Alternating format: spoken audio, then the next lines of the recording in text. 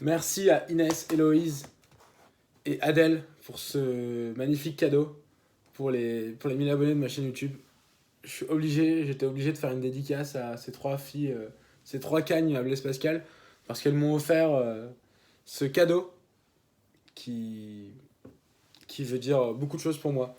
Et c'est un souvenir qui est absolument incroyable parce que vous savez que normalement sur YouTube, c'est à partir de 100 000 abonnés qu'on reçoit un trophée.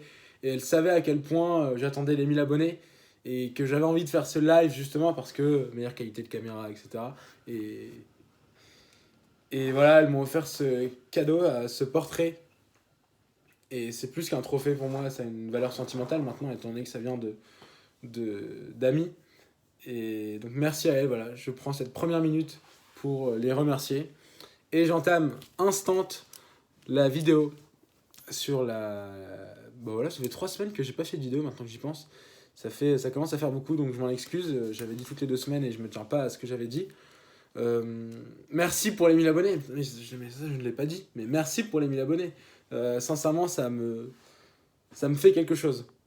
C'est absolument incroyable. Et comme je vous avais dit, je voulais vraiment les 1000 abonnés pour pouvoir faire ce live. Live d'ailleurs qui est disponible sur la chaîne YouTube. Il s'appelle le live des 1000 abonnés, il me semble. Et je n'ai pas monétisé. YouTube m'a envoyé une demande pour me proposer de monétiser, mais je n'ai pas monétisé parce que je vous ai dit que je monétiserai pas maintenant. Et c'est le cas, je ne monétiserai pas. Euh, Qu'est-ce que je voulais vous dire? Oui, je vais aborder. Bon, j'ai eu plein de notes, comme vous devez le savoir. On nous a rendu plein de trucs. J'ai passé plusieurs DS. Plusieurs DS ont été enchaînés. Et voilà, je vais faire un bilan rapide sur tout ça dans cette vidéo. Mais sachez que ça me fait plaisir de refaire des vidéos, de faire une vidéo comme ça, parce qu'à chaque fois je me disais, bon, faut que je la fasse, faut que je la fasse. Et à chaque fois, il y avait un truc qui s'interposait entre mon envie de faire la vidéo et la réalisation de cette vidéo. Donc voilà, sinon ça va, vous, quoi de neuf est-ce que ça va? Est-ce que ce début de prépa se passe bien? Est-ce que si vous êtes en deuxième année, le rythme est insupportable pour vous aussi? Est-ce que ça va? Voilà, est-ce que ça va? N'hésitez pas à le dire en commentaire ou à m'envoyer un message sur ma chaîne, mon Instagram, Khaled en prépa, que je mets toujours en description d'ailleurs si vous avez des questions. Alors, en maths, j'enchaîne direct. J'ai eu 5,5 sur 20 en maths. Grosse déception, énorme déception, immense déception. Parce que, en fait, et j'ai eu 5 sur 5, mais c'est tellement pas legit parce que l'exo 1, j'ai perdu 3, j'ai recalculé. J'ai perdu 3,5 points parce que j'ai mal recopié l'énoncé. Et en fait, tous les calculs que j'avais faits étaient faux, étaient cohérents mais faux. Et notre prof nous a dit que. Enfin, il sert tellement le truc qu'il a dit qu'il fallait que ce soit cohérent et bon pour que je puisse mettre les points. Et voilà, c'est. Bon, voilà, c'est comme c'est, j'ai perdu des points. Pareil pour la partie analyse, j'ai perdu sur un changement de variable qui était horrible, horrible le changement de variable. J'ai mis 20 minutes à le faire, mais il était vraiment horrible. Et c'était par rapport à une réciproque, je crois, ou enfin, je sais plus. Horrible. J'ai mis 20 minutes à le faire et j'ai réussi à le faire. Mais le problème, c'est que sur ma copie, en manquant complètement de lucidité et probablement de. Mais oui, de lucidité, j'ai dérivé par rapport à U alors qu'il fallait faire ça par rapport à T. Or, sur mon brouillon, c'était par rapport à T. Et donc, je me suis emmêlé les pinceaux, j'ai écrit U à la place de T, et tout était faux. Alors que le raisonnement, quand on regarde la correction, est strictement correct. Donc voilà, c'est aussi la difficulté de la deuxième année, c'est être lucide. Donc j'ai perdu, à mon avis, au moins 4 points. Donc je pense que je devais être plus autour de la moyenne en réalité, mais bon, c'est comme ça, il faut accepter et prendre en note, prendre en note nos erreurs et ne plus les refaire. Donc maintenant, ce que je vais faire, c'est que je vais prendre des post-it marqués DS1 erreur et je mettrai toutes les erreurs, je les énumérerai de sorte à ce que je ne les fasse plus au DS d'après. Donc voilà pour les maths, grosse déception. La géopo, colle de géopo, oui, et en colle de maths, j'ai eu 9. Et j'ai fait une bonne colle de maths. Et j'ai eu 9. Je sais pas, c'est bizarre. Bon, après, j'ai eu une colle qui était. J'ai eu 2 exos. C'était avec mon prof. Et je me débrouille bien en raisonnement mathématique, mais c'est vraiment la rédaction qui me pose problème. Donc, je réussissais à trouver, entre guillemets, les passages techniques et à avancer dans mes calculs. Sauf que, de un, il y avait un exo qui était abordable dans cette colle, et le deuxième exo, c'était un oral de l'ESCP. Donc je faisais ma colle, ok, mais c'était pas évident. Les résultats n'étaient pas évidents. Mais bon, voilà, la colle s'est bien passée, j'ai appris des choses, et je pense que c'est le plus important à chaque colle, maintenant en deuxième année, c'est après chaque colle, j'en ressors, qu'est-ce que j'ai appris? Voilà, j'ai appris ça, ça, ça, et on continue. Et ce, jusqu'au concours. Donc, ensuite, en colle de géopo, je vous avais dit que j'avais eu 8 ou 9, je sais plus, à la première colle. J'ai eu 11 à cette colle-là, donc plutôt bon décollage. Et ce qui me flatte surtout, et là je sais qu'il regarde mes vidéos aussi, c'est que j'ai eu la même note qu'un cube qui est très bon en géopo. Donc voilà, ça m'a un peu flatté, mais en même temps je sais pas s'il a bien performé ou pas. Mais voilà, c'est une bonne colle. 11 sur 20, ça, ça fait plaisir. Donc voilà pour la géopo. Les DS de géopo ne nous ont toujours pas été euh, rendus. Le prof de géopo nous les rend la semaine prochaine. Et voilà. Ensuite, le DS d'anglais. Le DS d'anglais, la prof nous a rendu les thèmes et les versions. Il me semble, parce que j'ai demandé au meilleur de la classe, il me semble que j'ai majoré les carrés, hein, mais parce qu'il y a une cube qui est vraiment très forte. Et, mais je sais pas si j'ai. Enfin, non, je pense qu'il y a des cubes qui ont une des meilleures notes que moi. Mais voilà, enfin, je pense que je me suis plutôt bien placé dans ce thème et cette version. Et je vous l'avais dit dans la vidéo. Et j'ai eu 13,2 ou 13,4. Donc c'est honnête. Et comme je vous avais dit, entre 12 et 14, et je suis vraiment dans cette fourchette-là. Donc je suis content d'avoir été au moins lucide sur ce point-là. Et voilà, l'anglais c'est positif. L'allemand, déception également parce que j'ai très mal géré mon temps lors du DS. La partie expression écrite, il me restait une demi-heure pour la faire.